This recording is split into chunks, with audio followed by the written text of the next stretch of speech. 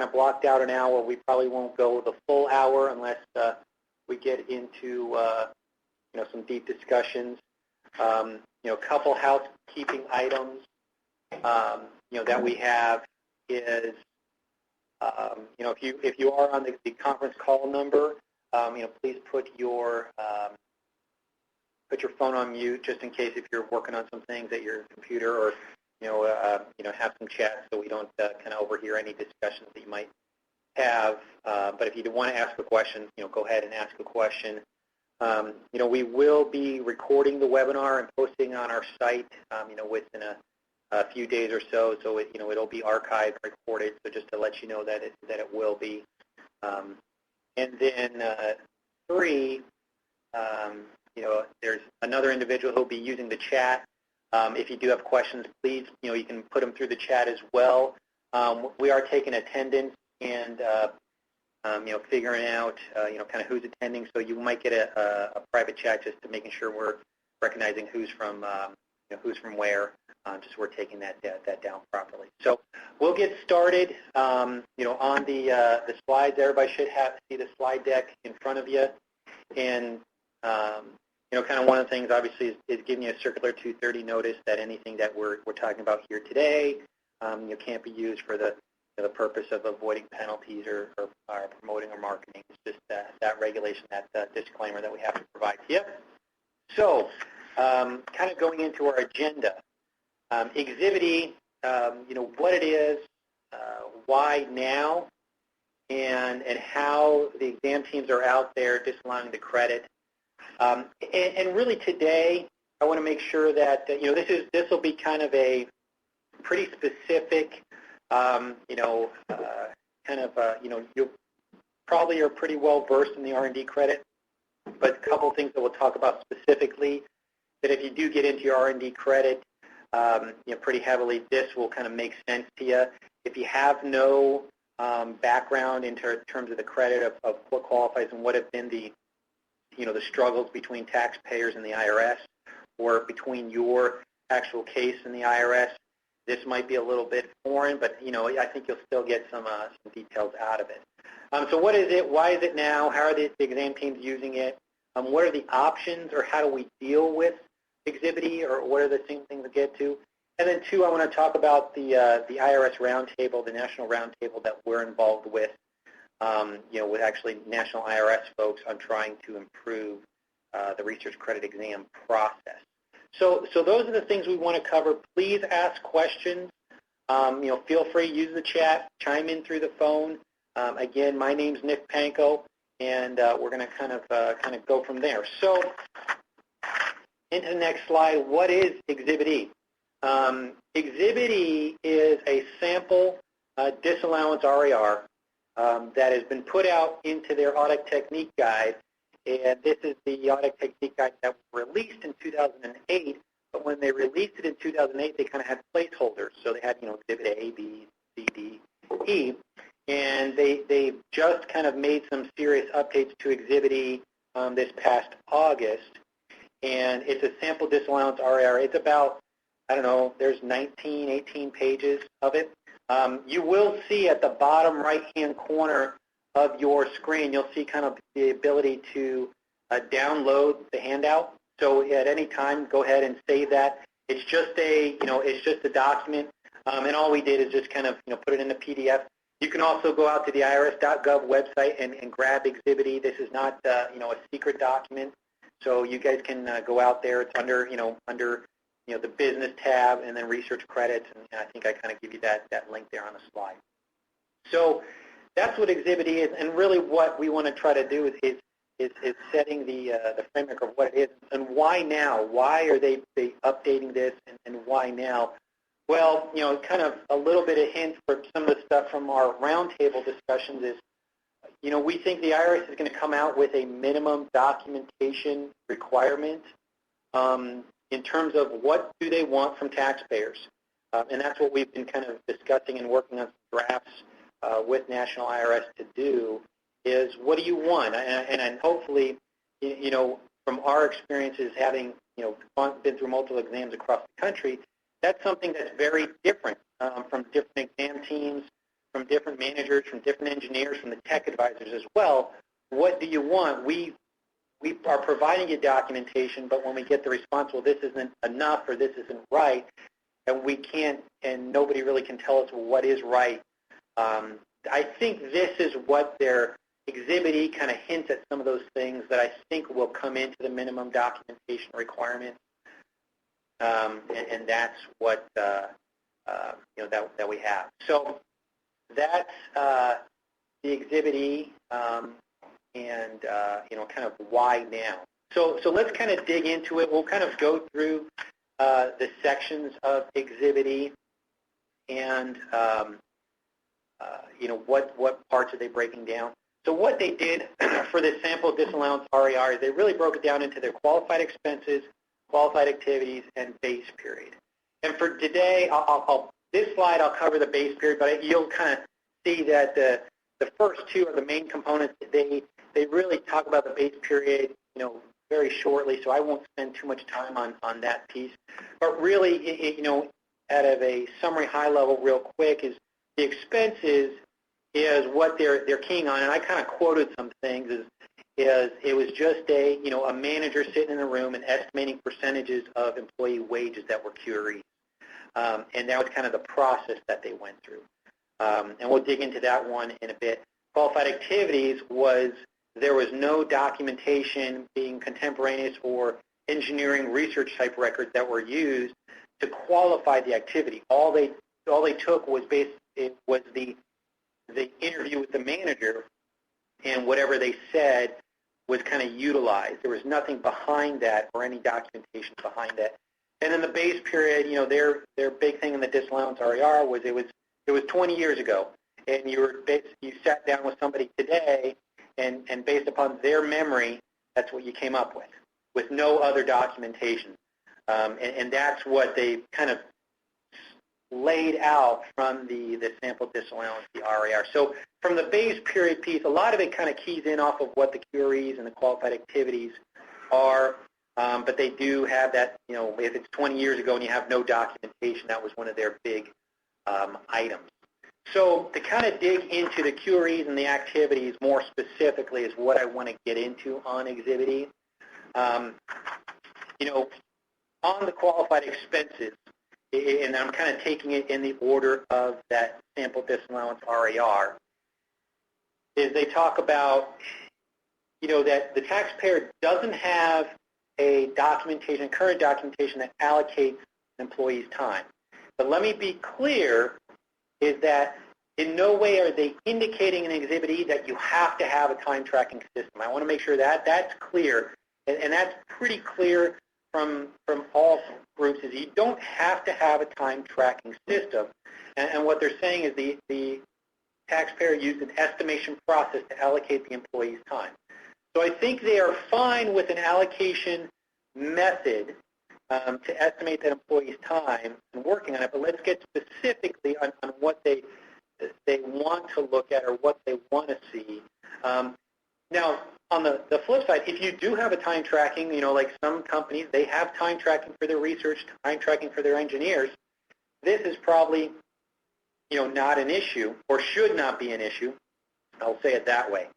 But for those who don't have time tracking and are making an estimation process in the compliance phase of working or determining the research credit, a couple things to kind of think about of how we're doing that estimation. They kind of indicate, allocations were made on an individual's entire year wages as opposed to specific projects. So, back getting to a minimum documentation, they want to see an allocation to a project and not just saying, okay, John Smith or research department spend 80% of their time on qualified activities and not specifically allocating it to a project. Now, there's always problems with that because how do we allocate to a project? And there could be a lot of projects and a lot of people, but that's something that they want to see, and you have to make some sort of effort to get yourself to a project. The other thing that kind of works together is that the estimation was just, it was just the memory of the manager. There was no documents or records used in the estimation process. And I believe most of the folks that are on the webinar today, are not going through the process of just kind of utilizing, just the manager sitting in a room and kind of coming up with the numbers. You are using some sort of documentation and supporting records. Again, not looking to a time tracking system, but how do we say that, John Smith, this employee, is qualified, they are 80% qualified, and that 80% is allocated across these projects. What is our basis of coming up with that estimation? And what they're saying is just using a person's, memory or using, kind of what they come up with isn't, that's not going to be accurate enough. There has to be some sort of indicator. For sake of example, do we have, are there staff meeting minutes that kind of indicate, okay, this department or this person, they're working on all these activities all the time. And does that indicate their level of estimation of 80% of their time, or is it 10% of their time? Is there some sort of indication on, a work log or, anything that kind of provides that, feedback to saying, like, for sake of example, a test lab. A test lab produces probably test reports or some sort of documentation on the data that they're testing or what they're testing. How many tests do they go through? And if you kind of look at that holistically, what should that be from how much time they're spending on that testing that qualifies? Things like that are how we get to that basis. So that's when they're kind of keying on no supporting records are used in the process. And then again, back to the recollection of managers and senior staff estimating the time. Now, I don't think that's saying we can't use the managers or the senior staff estimating the time, but there has to be some basis in which we're getting to that estimation. How do we get to saying that the research department spends, all of their time on qualified research? Just how do we come up with that? There's got, I think it's apparent, and it should make sense, and there should be that documentation that gets us to that level of expenses. So qualified activities, we've talked about the expense side. Now with the activities, the thing that they kind of disallowed is, not maintaining research records. And this is very surprising that this was kind of in the exhibit. And I would assume most people who are on the webinar, if you have an engineering, research, test lab, development type groups, they have documentation in terms of what they worked on. The engineering style documentation, if it's going to be, project plans, project reports that they're, that they have to communicate up above to their superiors or supervisors, they're going to have that information. And at the same time, I would assume, most companies out there who are tracking their R&D because they, they're developing products or developing new processes or improvements and so forth and so on, probably have some sort of list of projects that they're working on. And I mean that in the most general sense of, most engineers, right, they keep track of what they're working on. Hey, the past month I worked on this project, or I worked on these 5 projects. Not necessarily tracking their time. Again, making sure I'm clear that we're not talking about tracking time, but what they worked on. Like, over the past 6 months I worked on a process improvement project to, increase our capacity by 10%. That's kind of the piece. And then what were some of the things in communication and things they went through the development. So it was kind of surprising that this was in there, because this is saying that somebody has no records at all.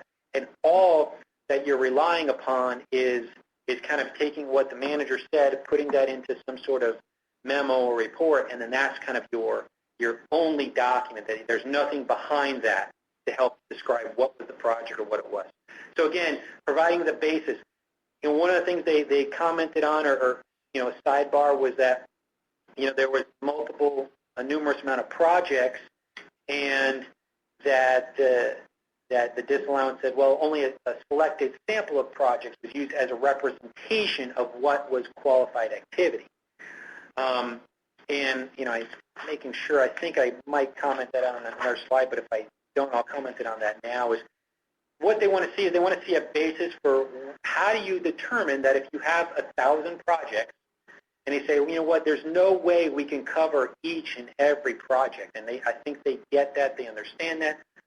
But if we're going to cover some of the projects to say this is a selection, it's not a true sample, statistical sample, but it's a representation.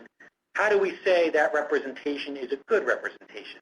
Are we determining that, these are largest, dollars in terms of, a budget, in terms of there's a, capital budget to them, that they're process improvements and there are some capital, dollars kind of associated with them? Are they talked about in terms of, revenue dollars, if there's something like maybe with engineering that they actually have projected revenue or ROI that might be included on them?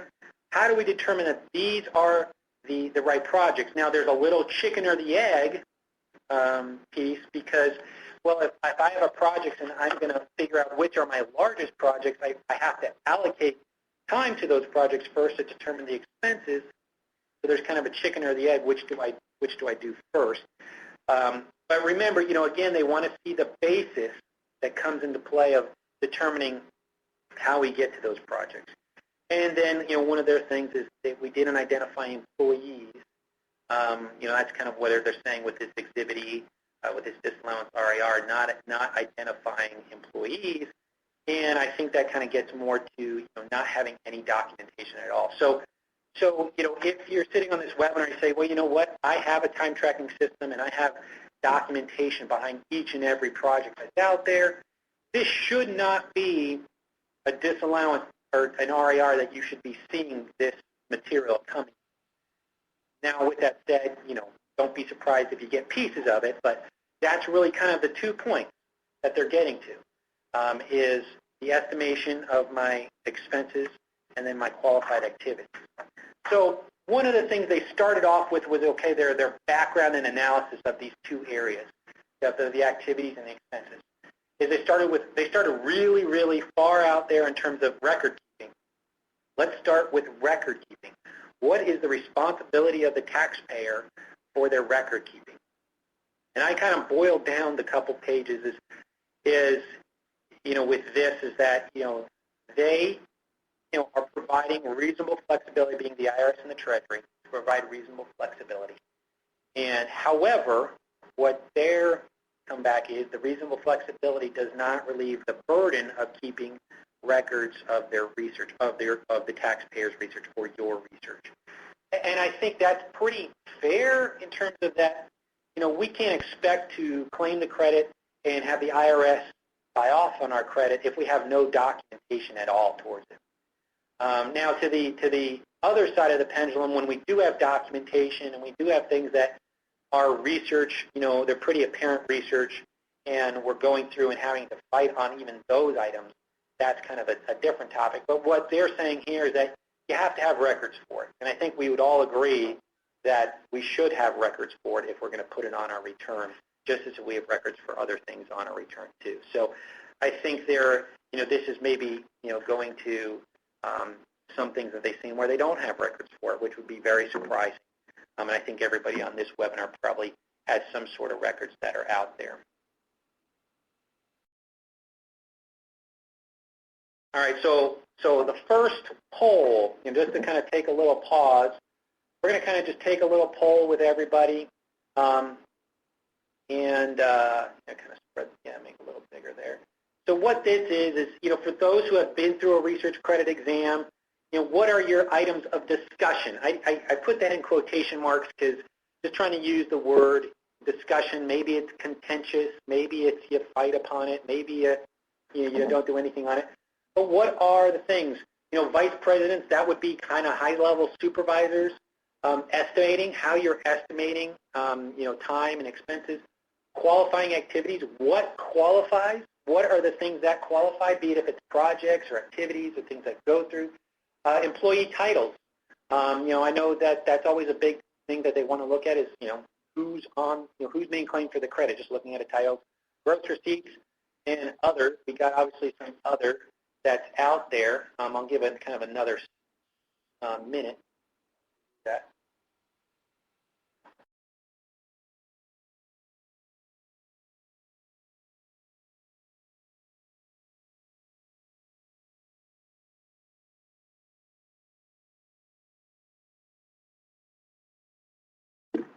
All right, looks like everybody's kind of answered. You know, most of you have said, you know, 3/4 of everybody who's on the webinar, 75% said qualifying activities was the biggest discussion, which is basically, you know, why does it qualify? Not how much, but why does it qualify? In terms of how does it meet the 4 tests, and going through of why does it qualify, which is a lot better than trying to fight over, you know, the estimation process. So, so why does it qualify? And I know, you know, Mike, you had a question about the slide deck. What I'll do is everybody who's on the webinar, I'll send you a copy of the slide deck right after the webinar, so you have that, you know, with you. We didn't put it as one of the files to download, so we'll send you a copy of the slide deck to everybody. So just to let you know. All right, that's kind of poll question. It wasn't, you know, just want to kind of get a reading on everybody that's out there. So let's talk about the estimation process for, and what I want to make sure that the thing that we don't agree, you know, this Exhibit E, I will, you know, being that, you know, we do research credits, you know, exclusively, and we've done them for many, many years now. I will say Exhibit E does provide, you know, they go into some cases, they go some pretty good depth of pulling out some things, and I would say they've done a good job from establishing their case, you know, which is what the RAR should do, to establish their case, and in detail to establish their case in general. The thing that I don't agree with is always the what comes first. And it's our belief that if you read the code, read the regs, really you have to qualify your activities or qualify your projects, I kind of put that in quotation, qualify that first, and then I can look at, okay, what expenses are attached to those. So if I have a list of 1,000 projects, and I say these all 1,000 qualify, and if we say, well, you know what, these 10 don't qualify, I should, you know, those expenses are kind of already kind of tied to those things. Not where we always look at, they want to kind of jump in first and saying, well, if we have these expenses, or if you have, you know, if you have like a VP title, then that means the whole project doesn't qualify. That's not necessarily the case. You have to kind of take it from the top down. So again, it's always, you know, important to kind of establish that your projects qualify first, and there's a little chicken or the egg, as we talked about before. But in terms of estimating, so now we have a list of projects, and we've kind of said, okay, these projects qualify. That, you know, sounds like those activities qualify. We have documentation behind it. Now we have groups of people, be it if it's departments or individuals, so research, engineering, quality, test. You know, you might have some manufacturing folks. You might have some folks at the headquarters, wherever they are, divisions, departments, you know, kind of the different organizations have different structures. How do we get those people allocated over to these projects, and what's that process? And that's really this I tried to kind of give it in a little snapshot of what would be the case. And really from an estimation process phase, really there's 2 things you have to make this estimation valid in their eyes. From Exhibit E, disallowance, RAR, their eyes. 1, the expenses have to incur in the year, which I think for everybody's case, if we're talking about wages, Box 1 W-2s, and we're talking about, like, you know, we just finished 2010 filings, 2010, that's pretty easy. I think everybody has that one down. The second one is there's a basis for the estimate, and I kind of keyed in on this before and talk about this for a second, is they want is how did you get to that allocation? You know, it's not just a, you know, a guess. It's some sort of basis of getting to the allocation. You know, do we have some sort of indicator that says, okay, this group of people, this department, you know, their time should be allocated to the projects based on what? If it's, you know, we talked about, you know, meeting notes, if it's project plans, whatever it might be that we can look at and saying, for sake of example, if we take a pretty simple example, an R&D lab, they have 100 projects, and that's all they work on is those 100 projects. Is it, you know, we just distribute that time, you know, 1 out of 100 for every project, you know, we have 100 hours, every project gets an hour, Or is there some other way that, this project is bigger than the other project? How do we make that indication? How do we make that that determination? So one, you have expenses that incur in the year, and you have to have a basis for the estimate. And this is, kind of you have to document how you went through and did that process, more of a methodology of what you did. So those are kind of the two things you have to do. And I think the biggest thing that we're really getting into is what's the basis? What's our basis that would make sense? And in their eyes, the organization for that is, by project, by employee. So you'd have employees, or you have, obviously if you have a department of 50 people, you're just putting those people to those projects. But it's having projects and having employees. Now, I know we can get into the discussion of, well, we do it by cost center, and we get it. Our exam team allows us to do it by cost center, so forth and so on. I'm talking generally across the board, across the United States, of what national tech advisors and most everybody likes to hear. There are instances where you will get it through your exam team, but that's not, most of the ones that, you get a tech advisor involved, that's not the case. So I'm talking in the sense of, okay, this is what they're looking for, and this is what they're posting out there, for everybody to see of what they would like to see. So projects with employees, that's kind of the organization that they want to get to. And again, this is an estimation. I'm using that term in the truest sense. This is not a time tracking system. You're estimating that allocation process. You've already said these projects qualify, or they're going to qualify, or they do qualify. You're just putting those people to those projects as an allocation, and I have to have some sort of basis to do that. So what are some of the process or records that we can make sure that we're doing this, close to as accurate as possible? One of their big things is current, doing it more currently. So, this is where they're saying, well, you're taking the estimate today, but it's on information that happened 5 years ago, and there's no basis. So, obviously they want it current, and current being, within a year. So obviously with our compliance period, if we just did all the 2010 tax year, calendar tax year in 2011, if we make that estimation allocation during that year, I think that's what they're kind of looking at. It's when we get farther and farther removed, and there's no basis or no documentation for that allocation. How are they supposed to buy off on that when it's kind of not very current? So a current estimate being the case. Documentation on activities. One of the things that they don't mind is a survey of employees or a survey of those people's time. So this is not time tracking. Some of folks that are familiar, we have an RCM tool that's out there, which is our research credit module, which has kind of a survey feature. There's some other providers out there. Some of you have developed in-house tools where you send kind of a survey out to a department or to people and say, okay, you have projects, provide us a list of the projects and provide us some allocation of your time to that. They don't mind that. It's not, and they're not using it as a time tracking for other things. It's more just for the tax department. That's fine. And then we talked about, again, of what is some other basis, do we have other records that indicate, again, that's not going to indicate how much time, but indicate the level of effort that group or employees are spending on that estimation. So documentation is important. Again, we have to have documentation to kind of establish what the basis is for that estimation. How are we getting to that estimation? And then one of the other things that was that's good to note is that when we are getting through and qualifying those projects and going through that is utilizing people who understand, the science or the engineering behind it.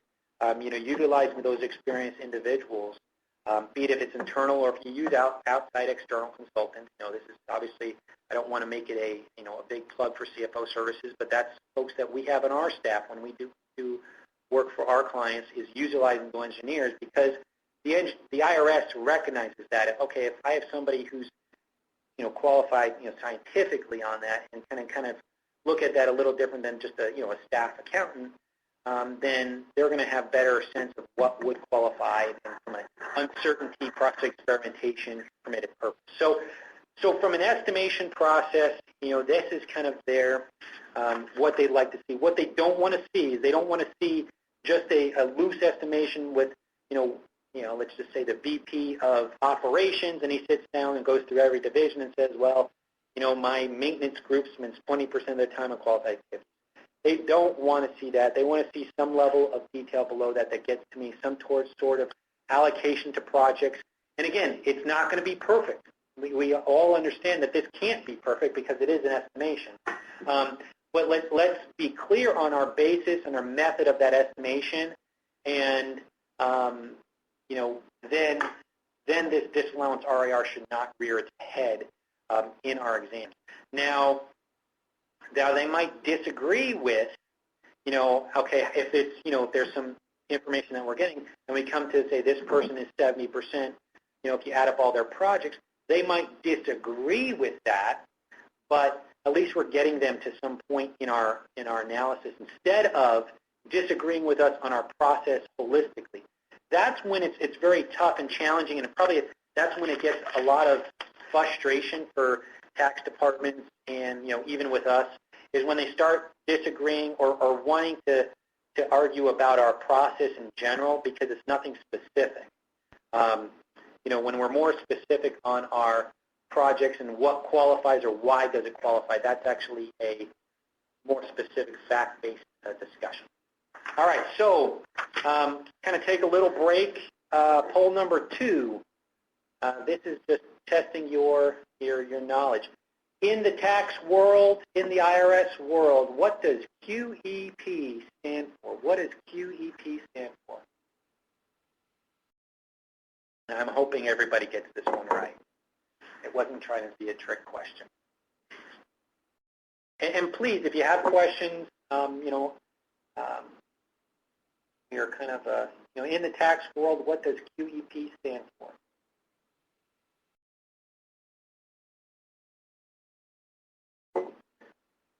All right, I'll give it another 5 seconds.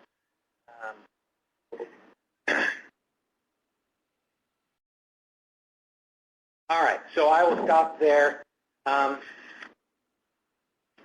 Most everybody got that one right. QEP stands for Quality Examination Process. And QEP is something that the LBI, or the old LMSB, if you guys remember that, came out with in the end of 2010. And really what this is what they're trying to do is really set some framework for all exams across the country of here's how they should be. A quality exam should look like this and should have these things along the way. And if you're going through an exam today, I would suggest that you go through that. You can go out to the irs.gov, or we can email it to you as well. But there's a reference guide and there's a lot of documentation. This should be used, and what it's trying to do is create more communication with the exam team, so it's less of IDR response, IDR response, IDR response. Okay, here's our disallowance RAR. Good luck. That's not going to get resolved of the issues. And some of you have good exam teams that are out there and good relationships. I think it's something just to make sure that, one, everybody should have a timeline.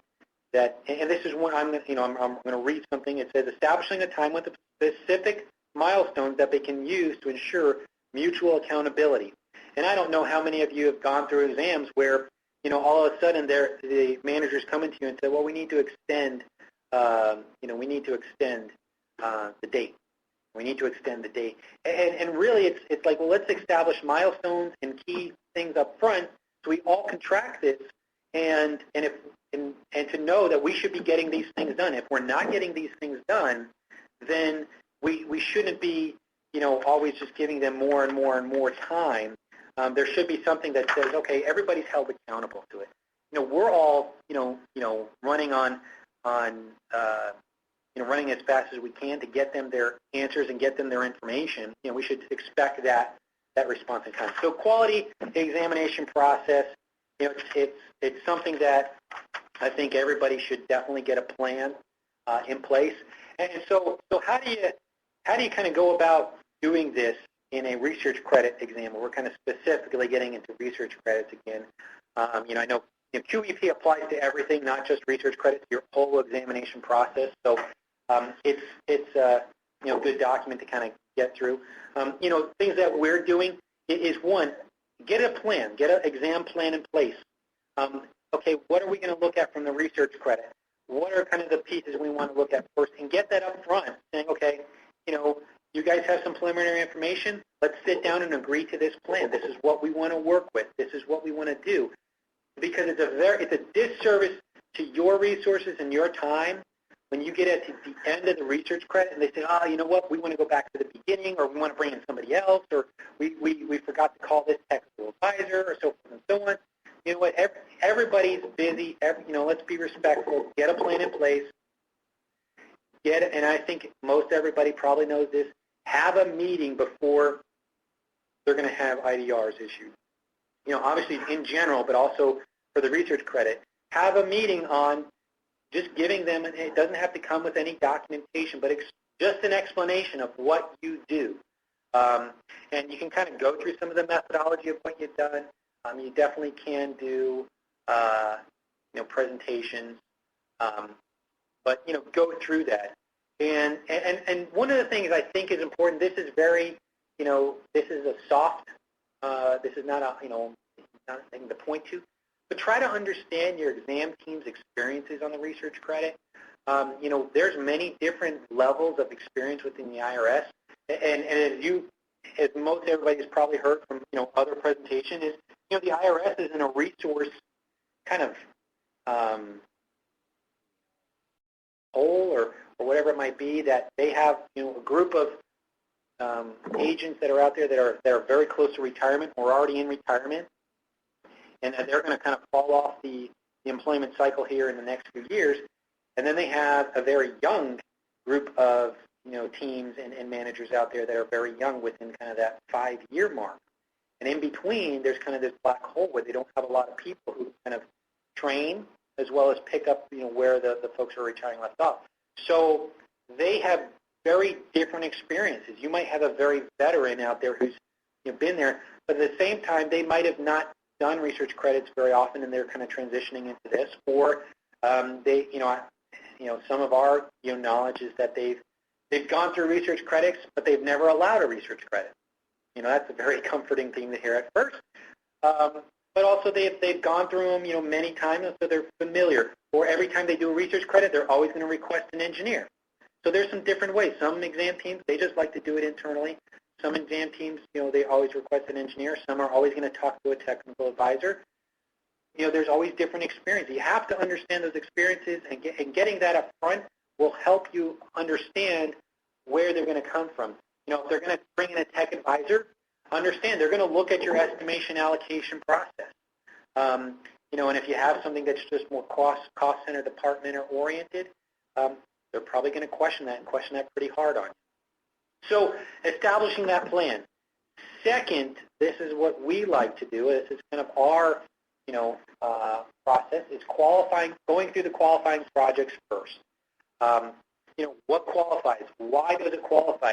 And you can even be a little preemptive, because we want to try to prevent Exhibit E kind of rearing its head, or other examples that are out there of disallowance RARs. Prevent those things out there. Okay, we have 1,000 projects, and we went through these 20 or 100 or whatever it might be. Why did we select those? Answer that question. Be preemptive about it. And why do those qualify? And this point in time, this is where you are getting into the details of why does this project qualify. What were the technical uncertainties? What was the process experimentation? What were the things that you tried? What were the things that didn't work? What was the improvement? What was the enhancement? And going through that, and that's where kind of the engineering background kind of has a big help. But tax department doing that, and that's a lot of detail, and they might glaze over when you start going through all those projects. But be prepared and go through that. There's nothing wrong with going through that and saying, here's why they qualify, here's why they qualify, here's why they qualify, and using those records at the same time to show why they qualify. Because getting back to that last point is not jumping to interviews. We find that interviews, that they can do just as much harm as they can do good. I know the reason why a lot of people like to use interviews is because you can explain your story. You can explain your story. But at the same time, your engineers that are in-house, your researchers, or whoever it might be, they also don't know that there are some words and there are some things that if you say those, the team's going to key in on those things. And they might use them against you. And they do use them against you. I guess not might, they will. So what we want to try to do is say, here's why they qualify. Here's our records. Now, this is where we have to have a little bit of firmness with our exam team, is saying, we presented you why these projects qualify. Now, please provide us within some sort of writing of why they don't qualify and why you think you need to get to an interview. And really, when they say, well, it doesn't qualify because you didn't give us the right documentation, that's not a good enough answer, and I think that's when you need to raise it up the chain.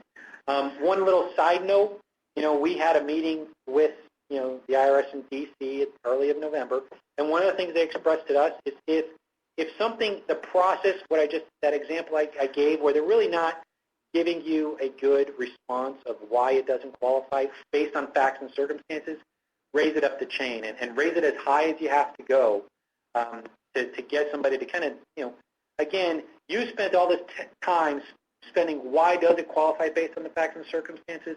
So you expect that response in kind from the IRS of why it doesn't qualify based on the facts and circumstances, not just, well, we don't think it qualifies.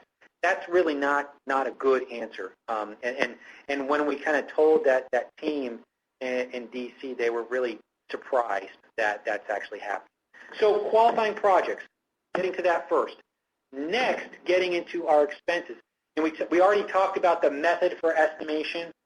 What are we doing? How are we allocating to these projects or to these activities? What is our method? And knowing that you're going to kind of have to go through that. And you probably can see that from this slide that, this is the things that we also need to prepare in our compliance period for when we're getting our research credit ready. We need to get those things ready, and this is the level of documentation that we have to go through each and every year. Even if you do it internally in the tax department, that's something you have to get together. I would say it's very disheartening when if we come into a client and they haven't collected records for years, and they kind of have the false assurance that, our exam team just never looks at this, and they always kind of give us a pass on it. And the one day that they're going to look at it, and they start, asking questions about it or bringing somebody else who knows about it in, that it kind of ruins that false assurance. So you want to get those records on a timely basis. And I know it's like, I sound like a broken record, and then you even, sound like a broken record to the engineers that you're out there. Hey, engineers, we need this information, and it's very, hard for them to kind of get behind that because it's for the tax department, right? And we all know that everybody wants to submit their tax packages right away. That's a tongue-in-cheek. So, but really getting to those documentation. But method for estimation, and then also prepare for the discussion on VPs or high-level supervisors, those people being qualified. I think most times in every exam, they like to do that. And if you kind of go through this process, Exhibit E should not show up to the fullest extent that it's out there right now. Exhibit E is for those that can't explain their basis, have no documentation behind it, and if you're getting Exhibit E, you probably should have done something along the way to communicate that you have that information, if you have that information. So, this is kind of, obviously, it's not saying it's going to work, 100%, or you're always going to get 100%. But we're talking in terms of Exhibit E, the disallowance RAR that we kind of talked about here. Obviously, there's other things in terms of why things qualify. You'll definitely get into that. So just to kind of in summary and making sure, I know it's kind of, we got about 15 minutes. This slide here, just kind of a recap of everything we talked about in Exhibit E. I have another presentation that I've been doing with some TEI chapters across the country, and I kind of cover Exhibit E with one slide. This is the slide. So, so any questions? I'll kind of pause that because really the next piece I want to cover, in the next 5 minutes is just our roundtable work. I think everybody will be a little interested in that. But any questions on Exhibit E, we'll send, it's there. You can download it to your computer. It's on the IRS.gov website. It's out there. But I'll kind of pause for a second if anybody has a question or chat. One thing is making sure that if you are on the webinar, we are just trying to make sure we kind of finalize a couple people. We're just trying to get, last names and companies. Just making sure we're kind of keeping track so we can send you the slide deck too. Because if I don't know, who it is, I can't really send you the deck on who's out there. So I know we've chatted some specific folks. So if you can just make sure you respond back, that'd be great. You should see that chat kind of below the slide deck there. All right, so I will jump from Exhibit E and the IRS Roundtable. The next 5 minutes, what is the IRS Roundtable? This is about end of 2010, fall of 2010. The IRS reached out to some firms that are out there, practitioners, I'll kind of use that term, to work with their folks, national folks, on improving the research credit exam. And I'll kind of go into some of the things we've kind of worked on over the year, but so we had that initial piece, and then we've had some homework to do. Both sides have had some homework. June, we kind of had a conference call, and the makeup of the firms are, firms like CFO Services, obviously the big four are in those discussions, but there are some, we're involved with that, pretty extensively. So, and then this past November, we had a meeting in D.C. With the folks. I'll show you who was there in a second.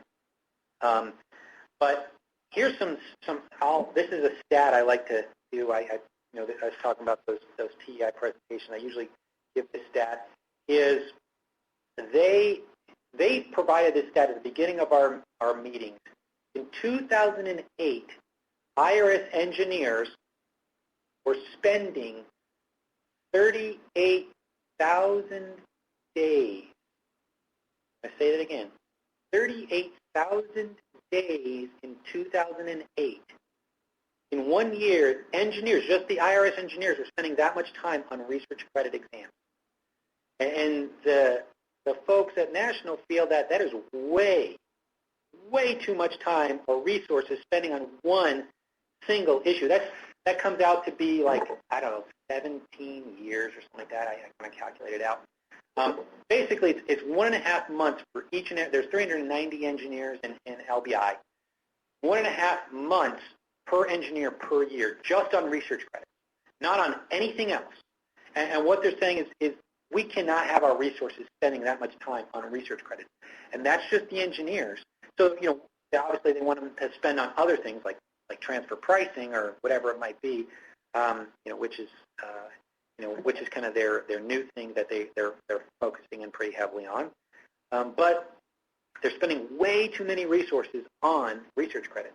So how do we come up with some shortcuts, with some streamlines? How do we make this more efficient? Because it is way too long of a process. And so that's kind of the goal, or kind of the underlying theme of this whole thing, of our homework of things that we're doing. So, what we're doing out there, the three really the two major things. One I already kind of keyed in on was minimum documentation requirements. The IRS is actually supposed to provide something here in the next month of a draft of minimum documentation requirements. And they actually did this by industry. So the three are pharma, aerospace, and automotive. Those are the three they started with. And they think they'll kind of piggyback and go into other industries. Two of the things that we kind of commented on was, one, they said it wasn't as clear as they thought it would be. They really thought that it would be very clear for them to come up with a minimum documentation requirement. It wasn't. So that's a good, a good thing that it was a little tougher than just kind of coming up with something. And then two is that they kind of did it by industry, but they actually did the homework. This wasn't the group. They actually went back and said, we're going to take this one first and come up with, here's what we think it should be, and then provide you guys a draft, and we can kind of work together on that. Second which I think is a big plus for everybody who claims research credits, is a core research for dedicated research idea. And this should make sense to everybody on the call real fast. Is you have an R&D lab. All they do day in, day out is they do R&D. You have documentation for their R&D. But every day the guy comes to work or the group comes to work and they do R&D.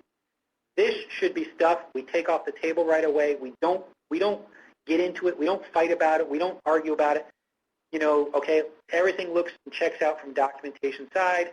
You have to have that documentation. And once you have that, boom, it's done. It's pretty self-apparent. When we think R&D, we think of these things. And some folks on the call have those types of groups. And actually, they've done test cases out there that's out there with some exams of saying, okay, if we take this core research off the table and we kind of say, okay, that's already given, how else would the exam go? They're doing some things actually in progress right now and trying to say, well, did that shortcut our exam time? And if all we worry about are the BPs or worry about the support department. I will say one other comment from the meeting that we had was the thing they don't like. The thing they don't like is when they get to an exam and they see a VP of whatever it might be, their title is just a high title, and they're a high wage, and they're highly qualified, say 90%, and there's zero documentation. They said that puts a red flag on the rest of the exam for the research credit. They said you have to have documentation behind those people. If you're claiming them that high, they're that highly paid, that highly qualified, and you have no documentation behind that, don't expect us just to agree with you just because you have it. That's what it is. Have something that shows. Now, we did comment back and saying, well, we have had cases where we have the documentation. They are highly qualified, and they do have high wages, but you still are arguing about it, even though we have really good documentation. So both sides are kind of thinking about those things, but that's kind of that VP comment. So kind of the who was there, just so you know that really there is some, I think some muscle would be the case. I think kind of just kind of make all the circles. There we go. So it's kind of hard. This slide's hard to see. You can see Heather Malloy, LBI Commissioner there, Lavina Williams, Sunita Lowe, the PFTG Group Pre-Filing Technical Guidance. Those two folks were in the meeting.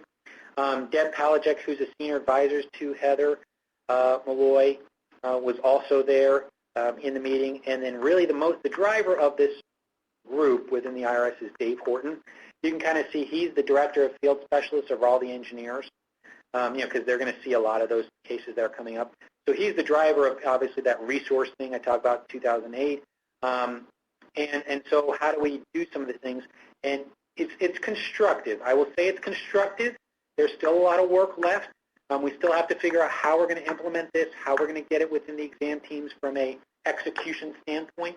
But it is constructive, and I think hopefully within a year we should have some good things that are coming out that you guys should be seeing. And also, really what we stressed upon them, it would be great because it would create certainty for certain pieces of your research credit. Obviously boiling it down to a FIN 48 UTP kind of scenarios, if we can take that dedicated research off the table and not have to worry about, a good part of that, that takes a lot of that, that risk off the table. If we know that we should get these things automatically because we've kind of followed that dedicated research idea. So that's something that we're involved with. We kind of do keep our folks in the newsletter up to date. So I think most folks who are on the webinar will put you on the newsletter as well, so you kind of see what we're doing.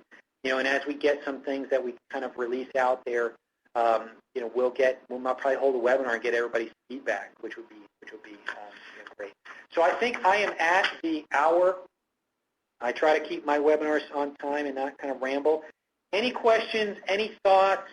And obviously, if you don't want to ask the questions today, you have our information. I think everybody's gotten an email from me from the webinar as well. Please email me. Give us a call. We will send out the slide deck to the folks that are on the webinar. If we don't know who you are, or if you just kind of signed in with a first name, it'll be hard for us to send you the slide deck, but for the folks who we know, we have your email addresses, we will get that off to you.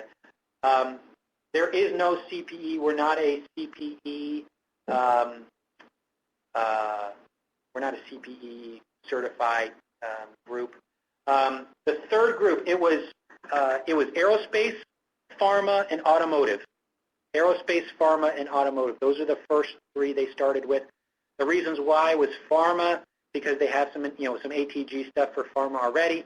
Aerospace, the same kind of thing. There's already some documentation from internal from a research credit side that they have.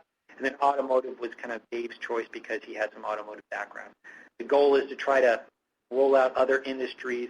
Now, this kind of, obviously there's going to be a point where you're not going to be able to touch every person because not everybody is in a quote-unquote industry, but I think there's going to be very similarities. What they're trying to do is what they can use in those industries that are already created in terms of documentation. Like automotive, you have PPAP process. Anybody in automotive understands what a PPAP process is. Can we use PPAP process documents to help form that basis for what qualifies? All right, guys, we appreciate the time. We appreciate everybody getting on. Give us a call if you have questions. I might ping a couple of you just to see, get any feedback directly. But we thank you, and that's the end of the webinar.